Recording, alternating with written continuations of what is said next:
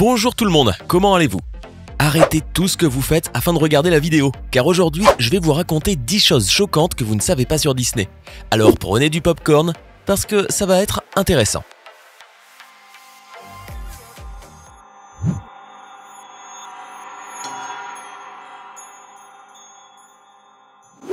Les animaux du safari. Parlons donc pour commencer d'Animal Kingdom. Si vous vous êtes déjà rendu à Walt Disney World, vous avez sûrement déjà visité Animal Kingdom et vous êtes probablement allé au Kilimanjaro Safari. Pour ceux qui n'y sont pas allés, qu'est-ce que c'est? Le Kilimanjaro Safari est littéralement un safari. Vous montez dans une voiture avec environ 60 personnes et vous faites un tour au sein du parc. Voilà qui met dans le contexte ceux qui n'y sont pas allés. Par contre, pour vous qui l'avez déjà fait, vous avez probablement été stupéfait par la capacité de Disney à maintenir des animaux aussi grands que des éléphants, des rhinocéros, des hippopotames et même des lions bien éloignés du public. Vous êtes-vous déjà posé la question? Bah oui, nous sommes au safari, pourquoi les animaux ne s'approchent-ils pas des voitures? Avez-vous déjà réfléchi à comment ce safari peut être sûr pour les visiteurs, malgré le fait qu'il n'y a rien pour empêcher les animaux de s'approcher de la voiture et de manger la tête de quelqu'un? Je vais vous expliquer comment cela marche. C'est très simple et vous allez vite comprendre. En réalité, il existe des courants électriques tout au long du trajet du safari qui empêchent les animaux de s'approcher des voitures. Ces courants sont cachés en quelques points stratégiques du parc. Et vous, visiteurs, ne vous apercevez de rien. Mais bien que les animaux soient loin, sachez qu'ils ont déjà plusieurs fois pris des chocs. Ils savent donc jusqu'où ils peuvent aller et la taille de l'espace qui leur est réservé. Alors l'impression que vous avez quand vous êtes à Kilimanjaro Safari, c'est que les animaux sont libres, dans leur environnement naturel et qu'ils sont très heureux.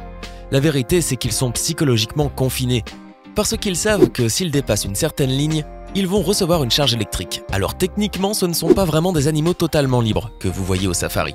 Mais ça, personne n'en parle. Le pont aux crocodiles. La prochaine curiosité concerne aussi l'attraction Kilimanjaro Safari. À un certain endroit dans cette attraction, la voiture s'arrête sur un pont. Sous ce pont se trouvent plusieurs alligators et crocodiles. C'est le point fort de cette attraction, celui où il y a le plus d'adrénaline, parce qu'au moment où la voiture s'arrête, le pont mécanique commence à bouger, donnant l'impression qu'il va s'effondrer et que vous allez tomber et être dévoré par les alligators. Waouh! Beaucoup de messages d'avertissement sonore sont diffusés quand vous montez dans la voiture et pendant l'attraction. Vous devez rester assis, surtout au moment du parcours où la voiture se balance.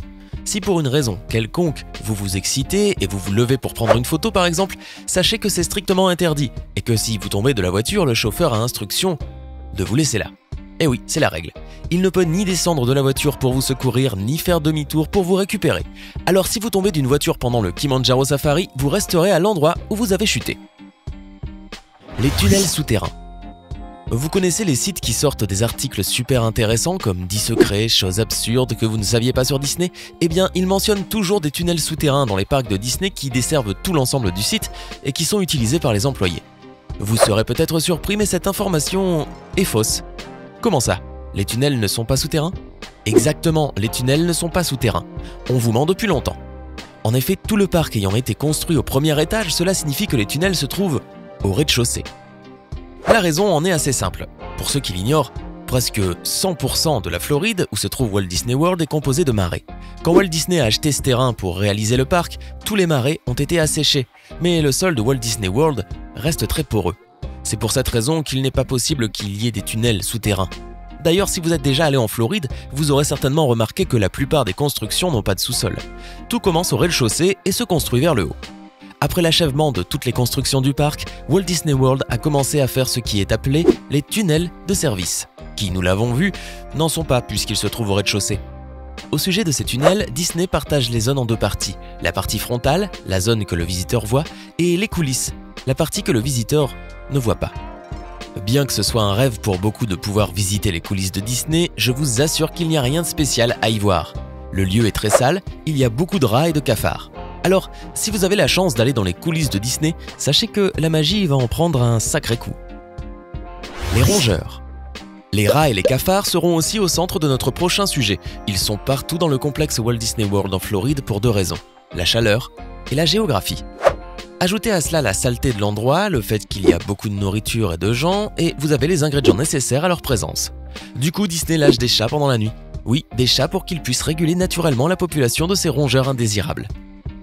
Si vous trouvez que c'est ridicule, vous n'avez pas encore entendu le pire. La seule chose que je peux vous dire est que la quantité de déchets et la quantité de nourriture jetée au parc Magic Kingdom et au parc de Disney est tellement importante qu'à Walt Disney World, il est presque impossible de se débarrasser de ce fléau et des épidémies qui vont avec. En effet, tous les jours, des tonnes de nourriture sont jetées à Walt Disney World, alors même que les personnes qui y travaillent ou qui y ont travaillé déclarent que leur employeur ne leur offre pas de repas. Alors plutôt que de la jeter, je crois qu'il serait plus malin de l'offrir aux employés, parce qu'il s'agit quand même d'une savoureuse nourriture. Quel est le problème à la leur offrir plutôt que de la mettre à la poubelle? Disney, pour sa défense, assure que jusqu'à 60% de cette nourriture jetée est utilisée pour fournir de l'énergie et pour fertiliser les plants du parc. Le faux soleil de nuit. Parlons un peu plus d'Animal Kingdom. Vous avez peut-être remarqué que depuis 2016, Animal Kingdom ferme plus tard. Sinon, ou si vous n'y êtes jamais allé, je vais vous en parler. Avant cette date, Animal Kingdom était un parc qui fermait très tôt. La raison, selon Disney, était la préservation des espèces qui s'y trouvaient. Seulement, après 2016, ils se sont aperçus qu'ils pouvaient gagner encore plus d'argent s'ils laissaient Animal Kingdom ouvert jusqu'au soir. C'est pour cette raison que plusieurs parcs d'attractions ont été créés et développés de façon nocturne dans le parc Animal Kingdom. L'une de ces attractions est le Kilimanjaro Safari dont nous avons parlé plus tôt. Sachez que maintenant, vous pouvez faire un Night Safari, c'est-à-dire que vous pouvez le faire le soir. Quel est le problème? Ben voyons, aucun. Si vous êtes déjà allé à Kilimanjaro le soir, peut-être avez-vous pu apercevoir le soleil artificiel que Disney a installé à l'intérieur de Kilimanjaro Safari. C'est en effet un luminaire géant qui simule un coucher du soleil. Vous saurez donc que dorénavant, vous pouvez faire le Kilimanjaro Safari le soir sous un faux coucher de soleil. Oui, et alors quel est le problème? Le problème, il est simple. Il existe des animaux qui ont des habitudes nocturnes, qui chassent pendant la nuit parce qu'ils savent qu'il fait nuit et ils savent qu'il est l'heure de chasser. L'heure de manger, l'heure d'avoir des habitudes à eux, les animaux sont ainsi. D'autre part, il y a des animaux qui ont besoin de dormir pendant la nuit pour favoriser la production de mélatonine. La mélatonine est un neurotransmetteur autrement appelé l'hormone du sommeil. C'est une hormone que notre cerveau produit pendant la nuit et qui régule certaines sécrétions. Quand vous avez sommeil et que vous voulez aller dormir, votre mélatonine est très haute, parce que votre organisme sait qu'il fait nuit par exemple. Mais revenons à Disney qui a mis un soleil artificiel dans le Kilimanjaro Safari. Cette lumière permanente dérange tout le système neurologique des animaux qui y habitent. Imaginez-vous, l'heure où ils devraient dormir est aussi l'heure où il y a beaucoup de voitures de safari qui passent avec des phares allumés dans leur direction. Ajoutez à cela le soleil artificiel et vous comprendrez où est le problème, qui fait que leur fabrication de mélatonine soit perturbée. Au-delà de laisser les animaux perturbés avec un problème lié à leur cycle de sommeil, il existe des études qui ont prouvé que le déficit de la mélatonine dans un organisme peut affecter la vie reproductive et sexuelle de ces animaux. Mais apparemment, ce sujet n'a pas l'air de les inquiéter. Entre nous, je ne voudrais pas être un animal dans ce safari. La vie des employés. Nous atteignons maintenant la curiosité qui, pour moi, est la plus choquante. Les autres sujets étaient déjà choquants, surtout en ce qui concerne la protection des animaux, mais celle-ci l'est encore un peu plus. Il s'agit de la sociologie de rapport avec la société qui nous entoure. Disney a des employés qui sont des sans-abri. Imaginez-vous, vous êtes salarié de Disney et vous êtes un sans-abri? Eh oui, ça arrive.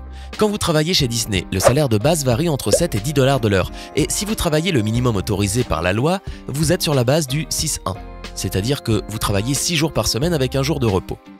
Si je me trompe pas, cela donne normalement un salaire mensuel compris entre 1200 à 1500 $, d'accord?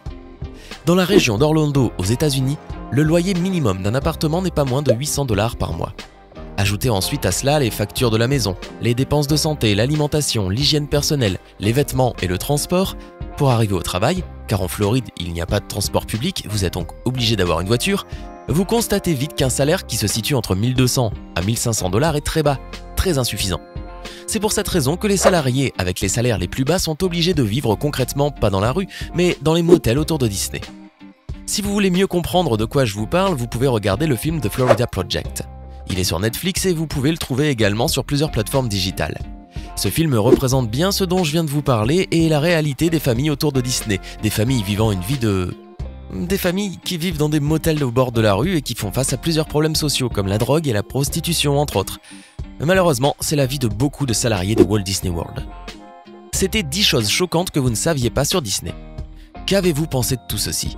Laquelle de ces histoires vous a le plus surpris? Faites-le nous savoir dans les commentaires.